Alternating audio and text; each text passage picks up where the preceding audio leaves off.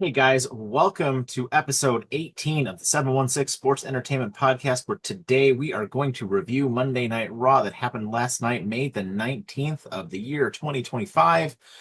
And we're going to break it all down for you guys. As always, I have Mike with 716 Sports Entertainment, joined by my main man, Mr. T. Reese, and our pink-haired companion is not with us today, guys, so we're going to have to make do without him. But with that, please, as always, guys, hit that like and subscribe button. We really appreciate it, and let us know in the comments down below what you thought of Raw last night. And we're going to give you our thoughts and opinions on it as we kind of break down the show, which was the go home show for Saturday night's main event, which is this weekend. So let's Like, break it comment, down. and subscribe. Don't forget that. Thank you. Let's break it all down. So the show opened up with Logan Paul, who came to the ring, and dude's just the worst. Logan Paul came to the ring and started cutting the usual promo, making fun of the plate, making fun of the town, and then just kind of going on about how he's going to beat Jey Uso at the show this weekend.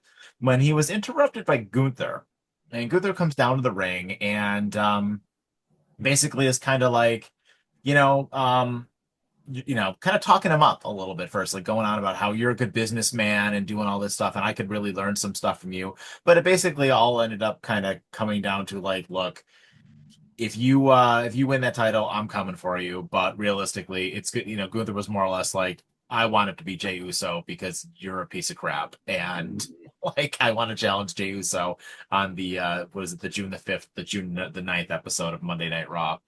So they had their they said their pieces, they said their piece together, and then Gunther kind of left the ring, and um Logan Paul turned around into a super kick from Jey Uso, and that was kind of the opening segment. So what was your overall thoughts with this? They got to work on Logan Paul's promos. Like it's. Whenever he's involved in something, I have zero interest in anything he's involved in. Like, I don't understand what WWE's doing with him or what the plan is, but his promo in this was so lame, and even the crowd was just like, all right, dude, what are we doing? What are we doing? Uh, and then the Gunther thing, there Are you we go. turning him babyface? Like, is he turning babyface? Because like he had something else with Seth Rollins later on in the Yeah, thing where it's like he's doing babyface things now. Like, we're done with that now, where he's not a heel anymore? I I don't know. It seems like they're trying to make him.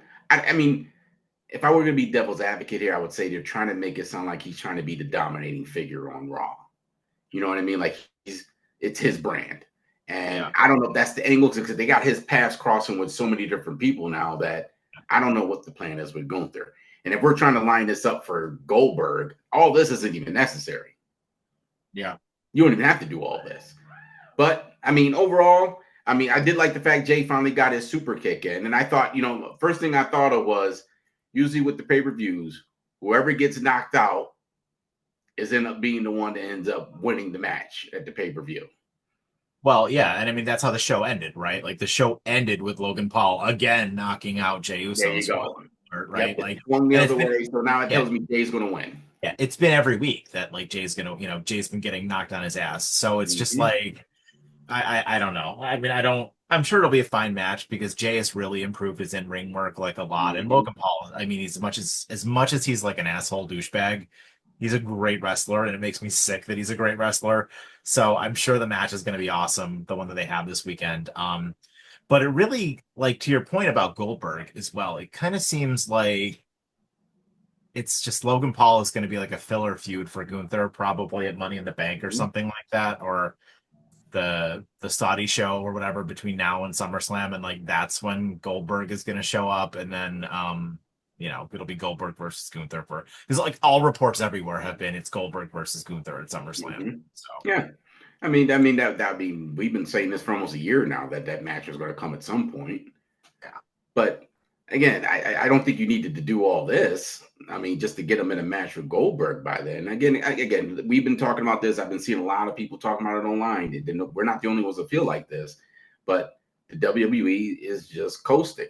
They're just getting lazy. They're making things more complicated than it needs to be, and we as fans are just trying to figure it all out. And it's hard to be excited for things when you have no idea what's going on. But yeah, I didn't understand the Gunther coming out yesterday. Unnecessary. I guess we'll see. Maybe they do end up with a match at some point. Maybe they're going to start a feud between them two. Who knows? It's possible they might be doing the babyface thing with Gunther, but I mean that's a huge turnaround. But they need more baby faces. I don't know if I choose Gunther though. He's better as a heel to me. Really is better as a heel. You've got a It'd be lot weird more. to see him smiling all over the place and being no, that's not Gunther. That's not. I can't recall him ever being a face. Like even thinking back to his NXT UK days, he was always a heel. Yeah, and I think he should bring his crew back. I don't know why they got rid of him. Yeah, I mean, well, the one guy got released, and then Ludwig Kaiser's kind of just doing his own thing. So and he barely even wrestles. I don't know what WWE is doing. I don't know why he broke up his faction. I thought they were great together. But again, you know how we always say, once they bring somebody up at the NXT, and he came up during the Vince era, he just destroys anything they had going in NXT to reboot them to something else. Gunther didn't need to be broken up or anything, but it was cool to have him have his crew, hanging around him and stuff.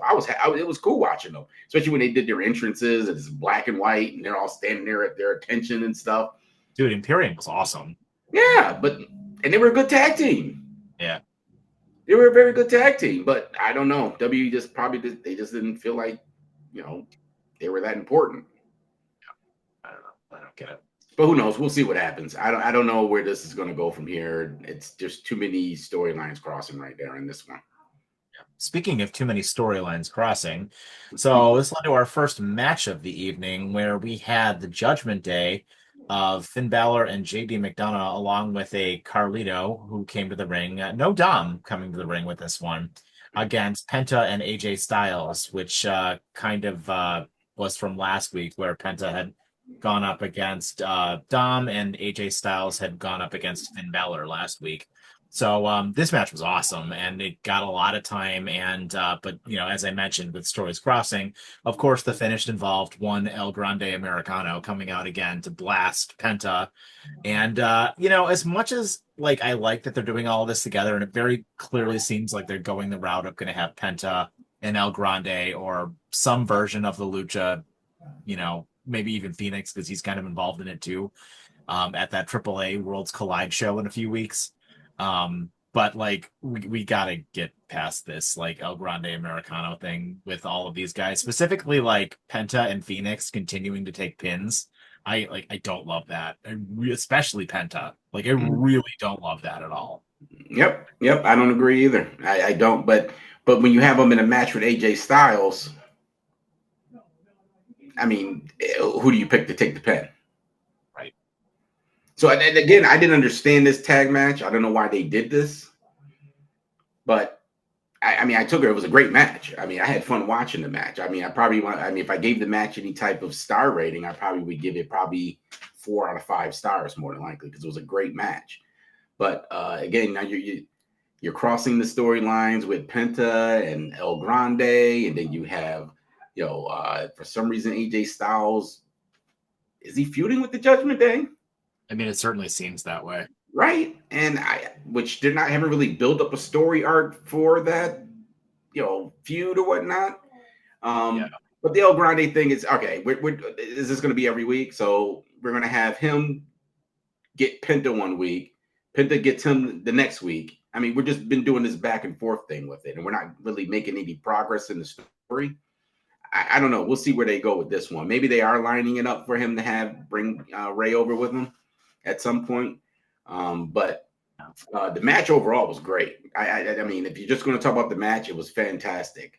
But again, I just think it's just weird, strange writing right now. I mean, they got too much. They got too much going on in a lot of these storylines. Yeah, I completely agree. And I mean, like to your point about the match too, like let's looking at the workers in the match. I mean, AJ Styles and Finn Bálor are two of the best workers in the company. And I mean, Penta obviously is no slouch either, right? Like, I mean, they're all excellent, so yeah, I mean, top marks all around for the match.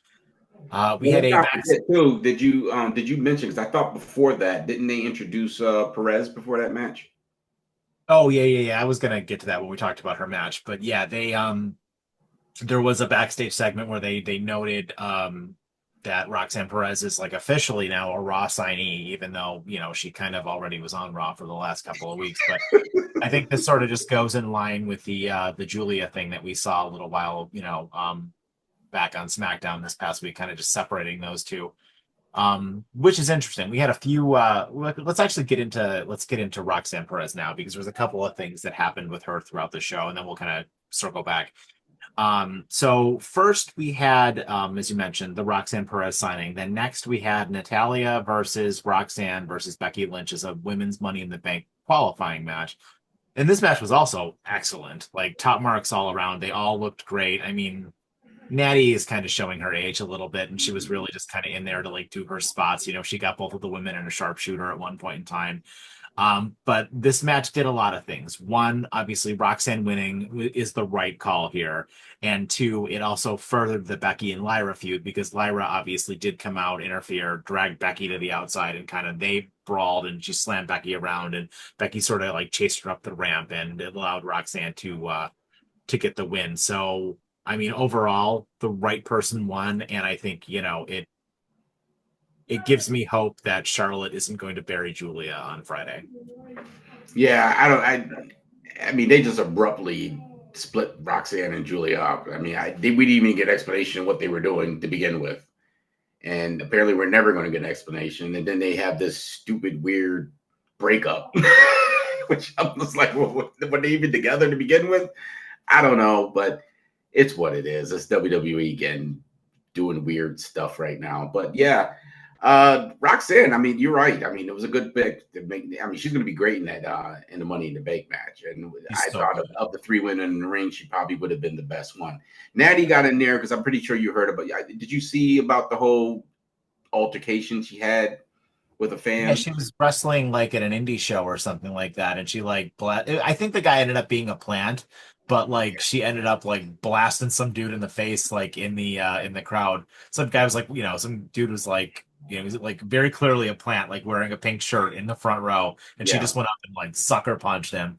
But I guess there are like photos that came out or whatever of like her with the guy, like, yeah. hugging him, like after the fact or something like that. So I Well, I don't just know. found it weird that happened, and then she's on Monday Night Raw. Yeah. So I'm like, okay, so that's why I kind of thought it was maybe a real deal, and the WWE was trying to make amends with her because they don't put her on TV that often. But it ended up being just a hoax. But I mean, Natty, I mean, she can still move around the ring. She's still, I mean, her timing's still great. I mean, she's still a Oh good woman yeah. wrestler. But I can't wait to see Roxanne in the Money in the Bank match because the women's round ladder in the match is starting to round out pretty nice. I think you got some really good talent sitting in there right now. We'll find out who the other three competitors are, but as of right now, I mean, it's looking good for me right now with the women's match. I'm looking forward to Money in the Bank right now.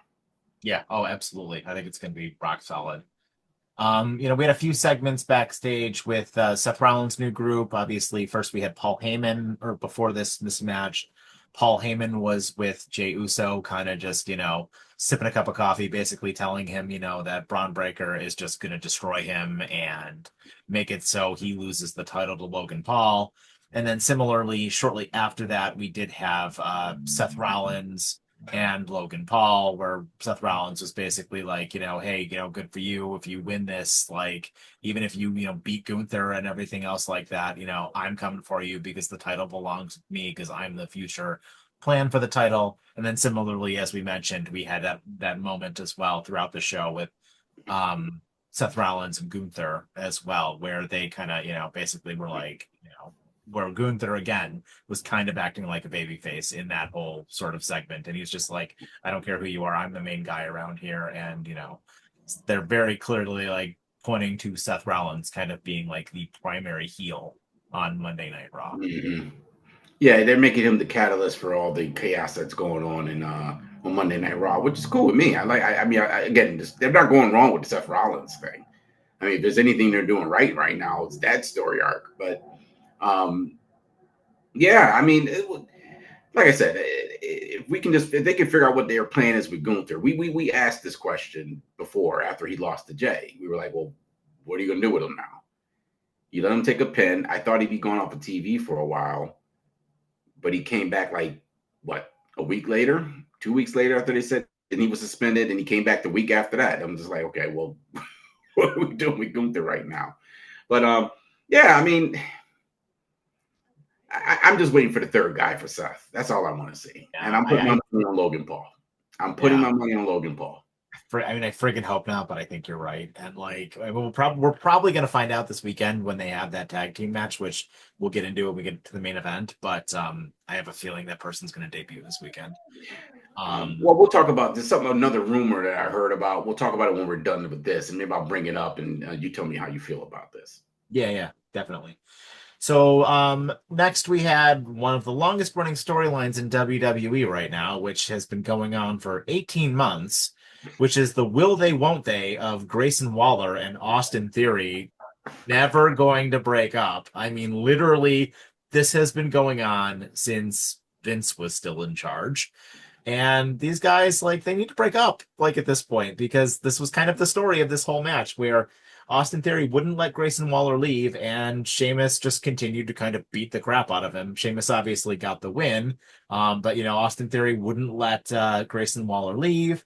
And then, Sheamus hit him with the 10 beats of the Bowery, and yeah, that was it. Sheamus got the win, and they really need to break these two guys up because this is, like, absurd. But all right.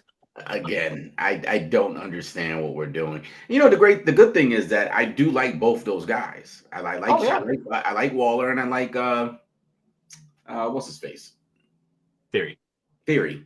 I like him too. But again, the problem you got with those two is that WWE has passed them over to other people. So now they're just kind of sitting in limbo. Now I know that there was rumors that they want to make Theory like the next John Cena. I guess that's what the story is that WWE is aiming for with him. But but you're not doing anything with him to make us cheer for him. And Grayson Waller, I think he's a great wrestler. I love him on the microphone. He's a fantastic heel. He's another one they don't use. So again, these are two guys, another ones, two more from NXT that they just kind of just shove them down, move other people up, and they don't do anything with them. I don't know. Hopefully they break them up soon because this storyline has been lasting way too long. But I will say this: Sheamus still looks good. I mean, granted with all the injuries he's dealt with and stuff, he still got it in the ring. So I'm happy to see him back in the ring. But again, he's going to probably be another guy that's going to be probably like a mid-card guy. He'll probably not get another belt. And if he does, it'll probably be like a U.S. belt or something like that. I would like to see Sheamus go on another run. I think before he retires, because he's like plus 40 now, right? Yeah, I think he's like 44. Yeah. I mean, his whole thing is like trying to win that Intercontinental Championship, which like that makes him a Grand Slam champion. Like he's been trying to do that now for a couple of years. Like we got to get this done for him like sooner rather than later. So I really hope that they find a way to get him into that like IC title picture and let him, even if it's just for a pay-per-view cycle that he wins that and can drop it to anybody, right? Like give that man his flowers. Like he has been a rock of your company for 20 plus years. Like yep. And with all the injuries he's taken at his age, man, I don't know how much longer he's going to be able to keep going. So one more major injury, he's done. I don't think he'll wrestle again. Absolutely.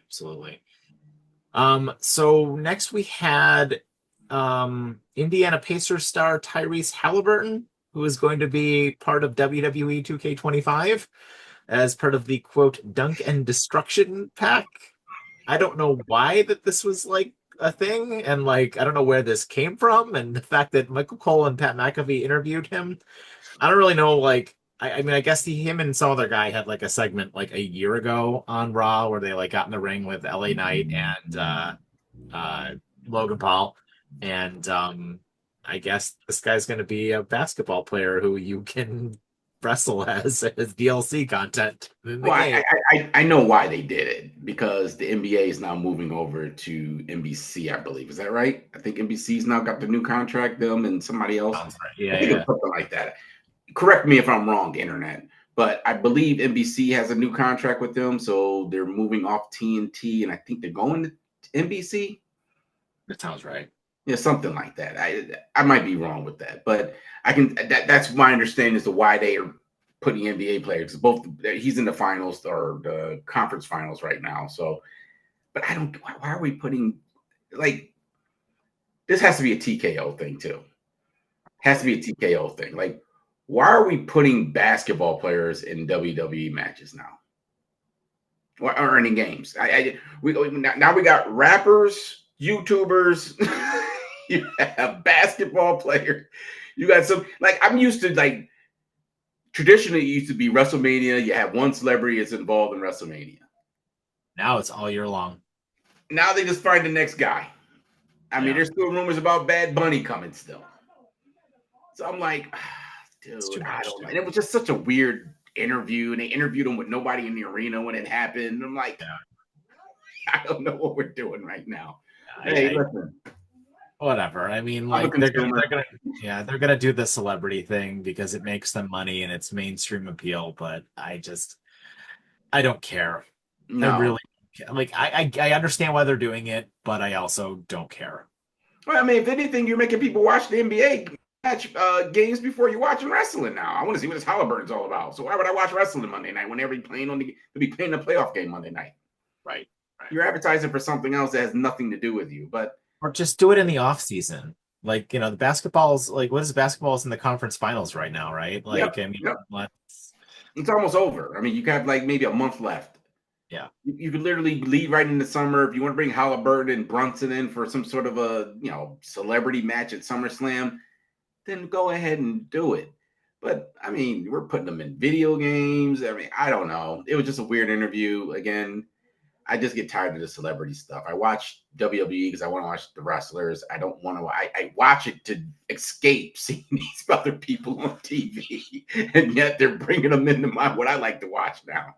I don't want to see Logan Paul. I don't want to see Halliburton. I don't want to see Travis Scott. I don't want to see any of these people. I want to see the wrestlers, and they just keep on just pummeling us with these celebrities who don't know how to wrestle. Backstage, Sami Zayn vowed to have Jey Uso's back at the Saturday Night Main Event to prevent, Rollins and Breakker and all the nonsense interference that's likely to occur. Similarly, Akira Tozawa made mention that he wants Rusev next week, and a bit later on in the show, Rusev cut another fantastic promo. I really like what they're doing with Rusev's promos, and basically kind of was like, more or less just like saying, Tozawa, like, I forgive you for wanting this, but you're gonna take this ass whooping, basically. Yeah. And, it was pretty fantastic. I really like what they're doing with Rusev so far. So yeah, definitely top marks all around with that.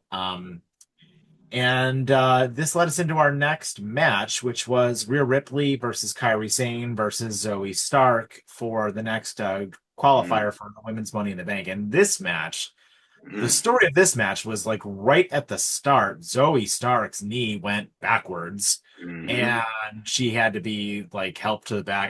They kind of didn't even show her like getting help to the back, but I assumed they had to like immediately, help her to the back, which kind of turned this into a one-on-one match between Kairi Sane and Rhea Ripley, which, I mean, at that point, we all knew Rhea Ripley was going to win, which she did. But I give them a lot of props for, having to kind of do this on the fly, and they did not let Rhea squash Kairi, which was good. Kairi obviously is just coming back from injury, and she looked great. I mean, they really gave Kairi a lot of offense, and I mean, there's no doubt in my mind that Rhea was going to win. I was kind of hoping this is where we're going to see the Oscar return because I've been hearing that that's like imminent.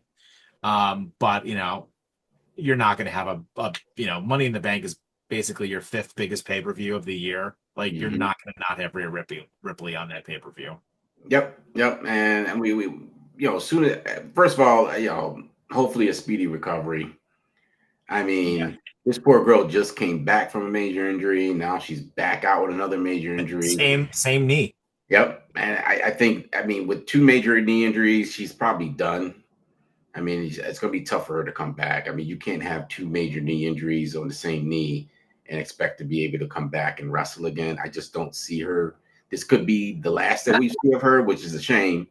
Again, another NXT person they didn't do much with. They just kind of, they propped her up in NXT, like, the next coming. And then she got to the main roster and she just became a jobber. And that's all she's been since she's been on the roster. But it sucks for her to get that knee injury. That was, you could hear her screaming on TV too when she was. Oh yeah, she was brutal. And I couldn't really see exactly what happened. I know she tried a leg lock, I think she tried to lay lock Kyrie, right? She ran Yeah, it her looked like thing. she tried to do that like right after she like jumped off the top rope and kind of like missed them, and it looked like she was going to try and get Kyrie into something, and her leg just twisted the wrong Yeah, way. Like, yeah. but The like, camera yeah, it was, moved just in time where you couldn't yeah, really see what happened. So hopefully, speedy recovery to Zoe Starks. I hate to see people have to go out like that. But you're right about Kyrie saying I can't agree with you anymore. They allowed her to get. First of all, let's do this. Hats off to Rhea Ripley to allow her to get moves off. oh I mean, yeah, she could easily did I the love that Charlotte Rhea thing. Ripley is not selfish at all. Yep. She could easily did the Charlotte thing, just beat her to death and end the match Yeah, and walk out the ring. But she hats off to Rhea to allowing Kyrie to get her move sets in. They still made the match interesting to all the way up to the end. I still think that Kyrie has the best drop elbow from the top of the ring than anybody in Saint wrestling. elbow. Yeah, I it's mean, so good. It's such a good looking move with a great name. she kicks her feet up in the air when she does it. So I mean, it's beautiful when she does it. But we all know Rhea, like you said, Rhea Ripley was going to win this match. At least they made it entertaining enough that you didn't really care that you already knew Rhea was going to win. But yeah, I mean, add Rhea into that Money in the Bank. I can't wait. This is lining up real nice for the ladies right now. Yeah, absolutely. I mean, especially if, if we can get if we can find a way to get, Julia to win that match on Friday, like that's going to be that women's Money in the Bank is going to be an all-timer. Like it is really going to be awesome.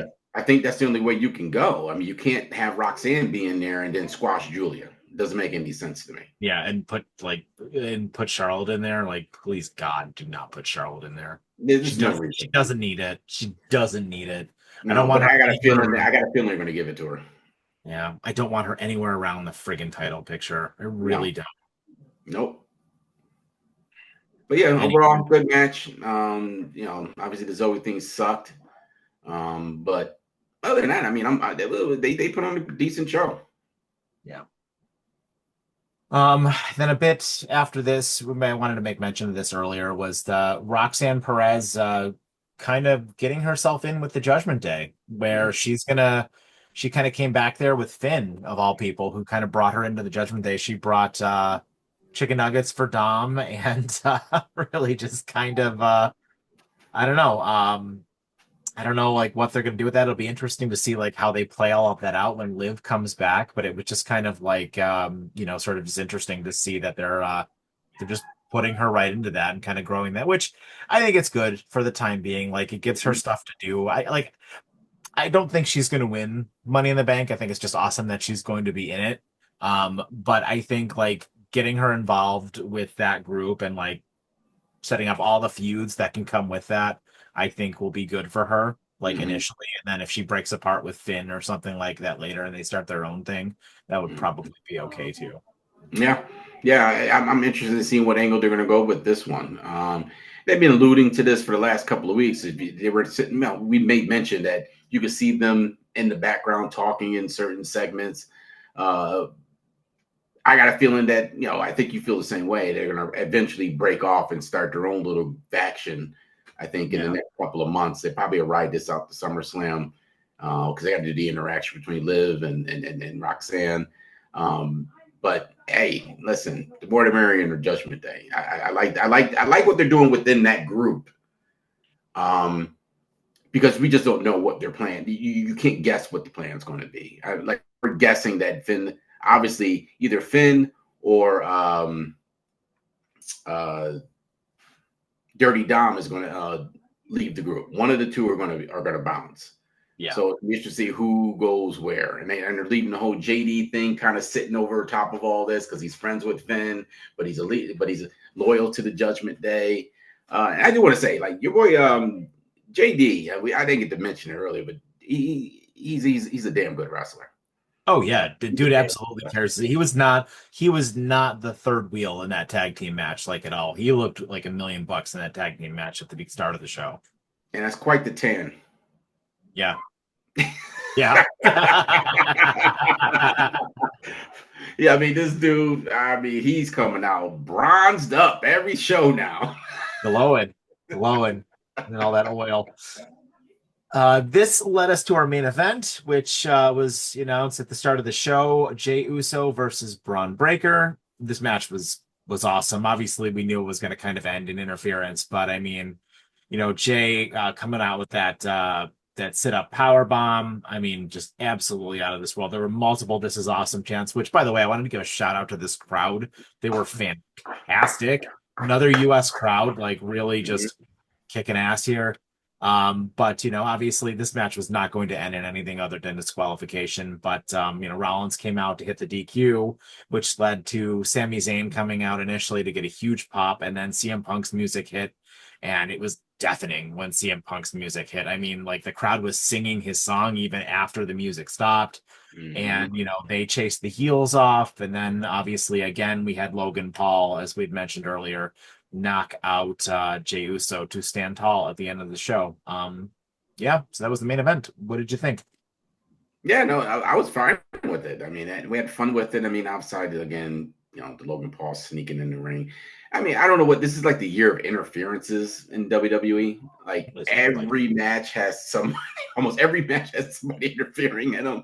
So I didn't expect Paul to come out and knock him out because I thought for sure that this might have been lining up for maybe they're going to give Logan Paul the belt because usually, like I said, their wash and repeat is whoever keeps getting knocked out by the other guy ends up being the one to win the match on whatever PLE they're going to do. But Logan Paul got the best of him at the end of that one. But I mean, dude, Bron Breakker is so good, dude. I he's mean, so he is big. so good. And the fact that Jey was able to even keep up pace with him too was great. I mean, Jey has really, Jay's come along. He's really come into his own. dude, he's selling moves now. We're seeing some different things out of him. I mean, when he super kicked Bron Breakker when he came flying off the ropes, remember that when he was getting ready to do his spear, and he super. I thought he really connected with him. I mean, he looked like he took a shot. It was Yeah. perfect timing. I mean, I got to give hats off to Jey. I think I've never seen someone in his position. The only other person I can say that started out kind of like, all right, they're an okay wrestler, but they're not the scream about was probably The Rock. Because if you Yeah. remember, The Rock first came out already, it was like, what is this garbage? And he was bad till he found his footing. Yeah. Jay's found his footing. It may be almost 15 years later, but he's found his footing, and he's doing a great job with it. He does not look out of place in the ring with any of these guys he's been in the Oh, ring with. I mean, we're used to seeing the Usos just super kick, jump off the top rope, super kick, jump off the rope, spear. That's generally what they would do in all their matches. But Jay's just took it to the next level now. Now I get pumped up watching Jay come out now. yeah. I mean, Yeah. there's just so much energy and electricity when he comes out now. Like, dude, ride this WWE, ride it. I mean, the fans are loving every. Like, there's no other than CM Punk. There's nobody else asking for their theme music to be played over and over again. Not on Raw. No, not at all. But I did like the fact. I mean, we knew they were going to interfere in this match at some point. I mean, that was their whole point. They made it known that they were going to try and hurt Jay just so he can be softened up for Logan Paul. Hint, that's why I think Logan Paul is going there. Ugh. Think about All it. right. I So told you. give me your theory here. Who's it going to be? Who's it going to be? It's gonna be, I told you this before. I said literally every time Seth Rollins is around, somewhere along the line, Logan Paul, somewhere like the next sketch, or he's somewhere involved, somewhere in the background. He's I hate always it there. so much. I hate it. And think about it. They're gonna have this match Saturday night. I really think Jey Uso's gonna. I think Logan Paul's gonna be the third guy. I think he's interfering in that. I could see it. Yeah, the Saturday night's main event card right now has four matches on it. Jey Uso versus Logan Paul, CM Punk and Sami Zayn versus Seth Rollins and Bron Breakker, John Cena versus R-Truth in a non-title match, and then Damian Priest versus Drew McIntyre in a steel cage. I mean, those last few matches is repeating WrestleMania. I mean, I don't want to. I mean, we've already done. Usually, it should be after WrestleMania. Those storylines are done. You're moving on to other stuff. I've never seen WWE ever drag out storylines after WrestleMania like they are right now. Yeah, I mean, that none of them came to an end. Not one of them have come to an end. So yeah. I It's don't like know. it's so weird. Like Raw has really been on point lately. Like I mean, some of the pacing is like all over the place on Raw, but like Raw has all of its big stars. Like Raw has Seth Rollins and CM Punk and Jey Uso. Like Raw has got a lot going on. So, Seth Rollins' new faction is interesting, and like Raw is like it's just must watch, and like everything going on SmackDown is just a mess. Like Yeah. Cody Rhodes is not there. Your world title is not there because John Cena's rarely there. I mean, Roman Reigns is not there. Like what are we, what are they? And then Raw and then SmackDown is also 3 hours, so Get like, a lot in 3 hours. yeah, it's like it should not be a 3 hour show. It should be a 2 hour show. Like, No, I agree, but that's why Raw is pretty much where it's at because they're able to fit in as much as they possibly can in a 3 hour time period. SmackDown is suffering from it because they don't have enough time and they don't have enough faces over there to sell. So, like when SmackDown is like I don't even know what we're looking for in SmackDown now because I mean, what John Cena? That's it. yeah, And like, I'm pretty much done with the John Cena thing. So I think everyone's done with the John Cena thing. No yeah, one's looking forward to this match with R-Truth. It's the dumbest match I think I've ever heard of. But again, I think this is at John's request.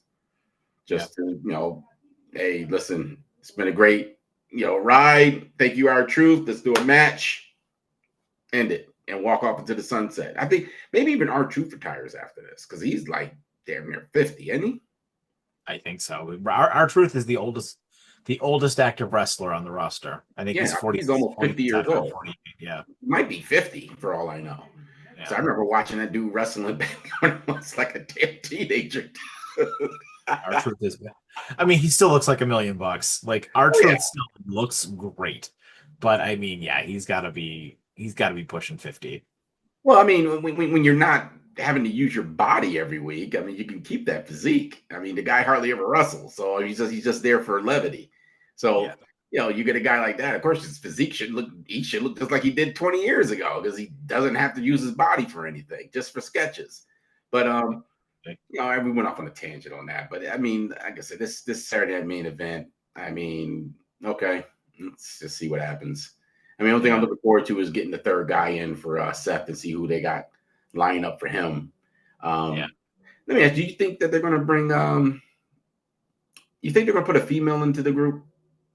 Eventually, it'll probably be Becky. No, You think it'd be Becky? I Because think she's Becky. almost on that same kind of level as Seth right now. Yeah, but I don't know. I mean, I think Becky makes sense, but I mean, it could be anybody, I guess. Yeah, But yeah, I it feel could like be. eventually, I feel like you have to. Mm-hmm. I agree, but we'll see what happens. But listen, there's a rumor I want to bring up, and anyone, feel free to chime in. There's a rumor that WWE has it in writing that they expect Roman Reigns to come in and save the werewolf. Jacob? Yep, they did Solo, and they're going to jump him, and Roman Reigns is going to be the guy to come save him. Like when?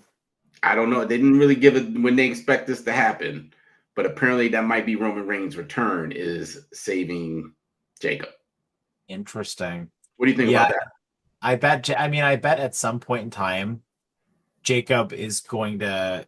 I mean, something has to happen between Jacob and Solo, because they've been teasing the hell out of that. So I can see it, and I think that it makes sense that that's how you bring Roman Reigns back, at least for a little while, because he probably won't come back. Because like last year, he left after the Raw after Mania, and you Mm-hmm. didn't see him again until he returned at SummerSlam.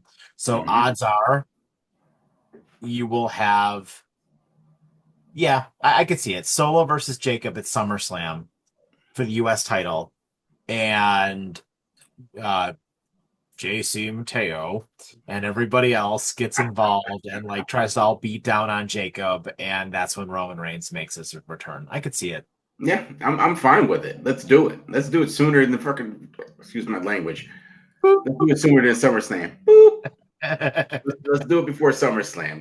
We got to get Roman back on TV. We got to get Cody back on TV.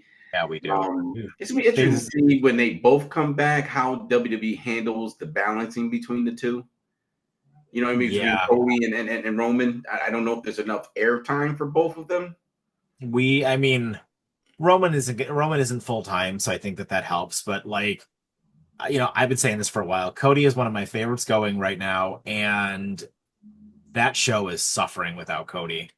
That show is Cody is the top guy. I mean, even without the belt, Cody is one of the biggest draws they have, and without him on that show, it is really, really hurting it a lot. Mhm. Like the SmackDown desperately needs him. But Yeah. so that was Raw. What's your overall rating for the show? Yeah, no, there is an average one. I mean, it's not as good as the previous few episodes. I mean, if I were to give this some sort of rating, I probably would give it maybe 3 out of 5. It's probably where I Yeah. would go. It's pretty average. There was nothing really shocking, other than Roxanne winning that match. I think that was the only thing that was unexpected. Everything else was pretty much cookie cutter. Yeah. But other than that, it was 3 out of 5. It wasn't a bad show.